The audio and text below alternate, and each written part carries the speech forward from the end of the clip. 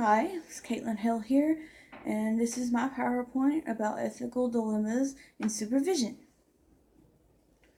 What is an ethical dilemma? Well, an ethical dilemma is a complex situation that involves an unethical decision which will result in negative reinforcement. I kind of just summed it up in my own words.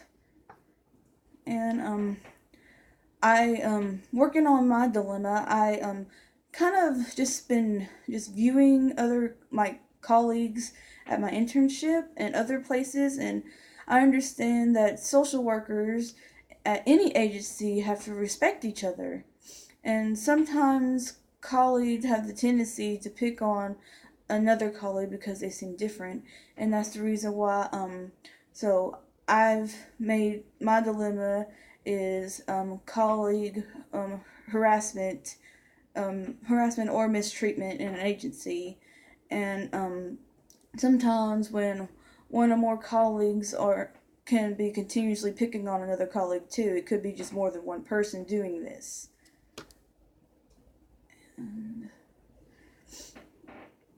And the social work laws and codes from the 201 KAR 23, the Code of Ethical Conduct from the General Government Cabinet in Section 5, which is called Professional Integrity Number. In number 4 states that a social worker shall not verbally abuse or harass or physically threaten or assault a client, supervisee, employee, board member, or agent on the board. And that goes for not only for clients but for colleagues, which it states in there, and also found from the Code of Ethics. In number 2, social workers' ethical responsibilities to colleagues, and we all have to respect each other, and that is pretty much what it's saying, that we need to view other colleagues equally, and we cannot discriminate or pick on them or mistreat them because of their race, sexuality, national origin, ethnicity, mental, physical ability, religion or beliefs, or political views, or marital status, age. It doesn't matter. We shouldn't do that, especially as social workers.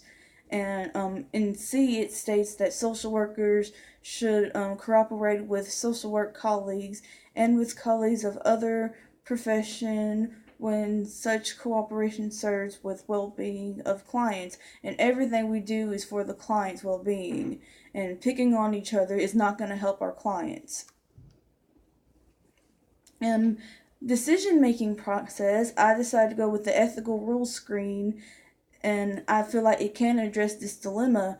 I found also in the Code of Ethics, Section 2.10, which is along with respecting the other colleagues. It's just like unethical conduct of colleagues, like social workers should take adequate measures to discourage and prevent like mistreatment, during like in the agency and to other colleagues, and social workers should be knowledgeable about established policies and procedures for handling like concerns about colleagues and unethical behavior.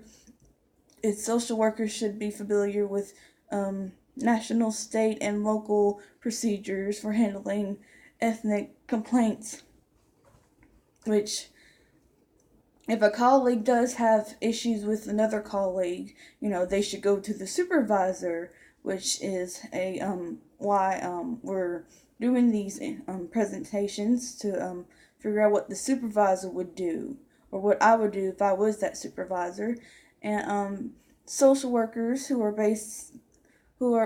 believe that a colleague has acted unethically should seek resolution by discussing their concerns with the colleague when feasible, and when such discussion is likely to be productive. Like maybe discussing with the supervisor might not be the first on the list, and if they can discuss with that colleague, but it doesn't have to be that way. They can come to the supervisor. In fact, I think it would be a great idea to, even though they might have resolved this, they still come to the supervisor. In fact, my not task supervisor, my field instructor at NECO actually told me that if I did have a conflict between two of another colleague at NECO, and if we do end up resolving it, to just tell him afterwards what happened and how we got it resolved, and it'd be a learning process. And decision making process continued. I found this on a blog, and I thought it was really good for decision making. Kind of basic, but I feel like it works for almost anything. Is to like gather more information about the incidents between the colleagues, and then like figure out my alternatives, like what can I do to stop this harassing and mistreatment of the other colleagues, and weigh the evidence of what I've got. Like if I have enough information, I need to see, how important it is, how damaging it has became, and I also need to understand the choice I am going to make. Like this is going to be a very important choice, because if I do take action, it might cost somebody's job. And then I will take the proper actions to deal with the dilemma, and the outcome might be for the colleagues to maybe be on probation. That happens in some agencies, and or it might come to termination of employment altogether. And I don't, I hate for that to happen, but if they're harassing another client, that needs to stop. And coaching the employee, as a supervisor, it's asked a few questions I wanted to answer. One of them was, as a supervisor, how would I assist the supervisee in determining appropriate course of action? And I would investigate the issue and between the supervisee and the other colleagues who were involved, and I would record every detail of the dilemma and take notes and fully understand what exactly has happened, because I don't want to get somebody in trouble who doesn't need to be in trouble. If it's not their fault and had nothing to do with it, they don't need to be blamed. And another question is, how could you encourage professional growth and development? And I responded like, I would take this situation, I'll take it seriously, I'll take it as a learning process, and I would approach it professionally, and I would just take it as a chance to learn from my colleagues and learn how to deal with situations like this, so I can be better prepared for the future if this should happen again. And another question is, what would be your dialogue with the supervisee? And I will use professional language with the supervisee. I will be kind and understanding and yet constructive with my supervisee, so I can get to the bottom of it and understand what has happened and what I need to do to solve it. And another questions continue is, would you handle this differently if the supervisor were a different race than you? I've gotten a lot of questions during the social work field, questions about race, and I feel like I've always answered it the same way, is I don't believe I would treat them differently. Being of a mixed race person myself, I understand how somebody can be treated differently because of the color of your skin, and it's just the world we live in. I wish it wasn't, but it is, and I don't feel like I would be that way knowing how it feels. And another question is, how would you change your approach if this client lived in a rural setting? Well, since it wasn't really based on the client, I don't think it would matter as much, because the dilemma is between two colleagues that I'm dealing with as a supervisor, and it might, for clients who have been affected by the colleague who's been picked on, like they might have not served them as good as it would if they didn't have somebody mistreating them at work all the time, because that's where they go see the clients come to their work, and that's where they're going to be mistreated at. They might feel like they're being mistreated, or they're taking, or the colleague might be taking it out on that client.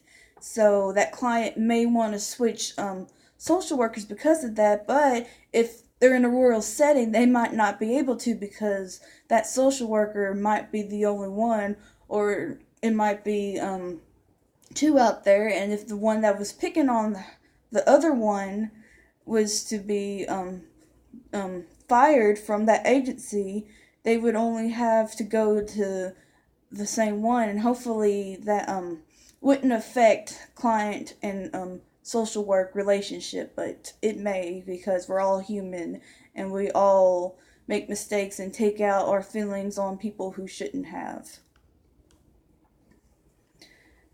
And another question is, what are some specific supervision skills I would use? And I believe that communication is a supervision skill that's probably the most important skill to have, because miscommunication is probably one of the biggest problems that are in an agency. When somebody miscommunicates something, then all of a sudden, like, you have like issues, you have like you have like stuff that's been said but is not actually being done.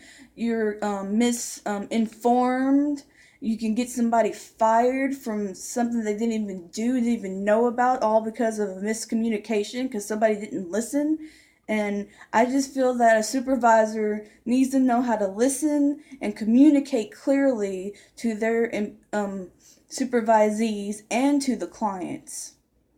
And off an HR Insights blog, it says supervisors with developed communication skills are able to use listening techniques and nonverbal strategies to improve conversations, which is also true. You know, communication skills not all about talking; it's all about body language and facial expressions. And sometimes you can just make somebody really angry just by the look at your face. And as a supervisor, I need to have good communication skills to be able to listen to my supervisees and to be able to address the mistreatment dilemma or the harassment dilemma. And in conclusion, in I believe that if a supervisee came to me with an ethical dilemma, I would use the agency's procedure and the code of ethics to figure out how to handle the colleague and the other colleagues who were involved. And and what to take away for this presentation, I feel, is that office mistreatment, is real, and it happens often than expected. Like, I've recently seen it myself, and it's real. It happens. You don't think it happens. You think that mistreatment's only like maybe a client or something, but no, it's between colleagues as well, and they need to know how to respect each other too, and not just respecting your clients. You need to respect each other as social workers and as professionals, and you should never look down on anybody. And it is important as a supervisor to follow through with every allegation. If a supervisee has been mistreated and mistreated by fellow colleagues, then so I need to take everything seriously. Like, if there is an allegation of somebody being mistreated, I need to take it seriously. I can't just laugh it off, because that might be a negative reinforcement to that supervisee, and they'll end up either quitting or going somewhere higher and in the ladder and finding help somewhere else where I could have solved it for them sooner, and didn't have to go through all the trouble of trying to get it solved. And so here are my references, and I think that is done. Thank you for listening.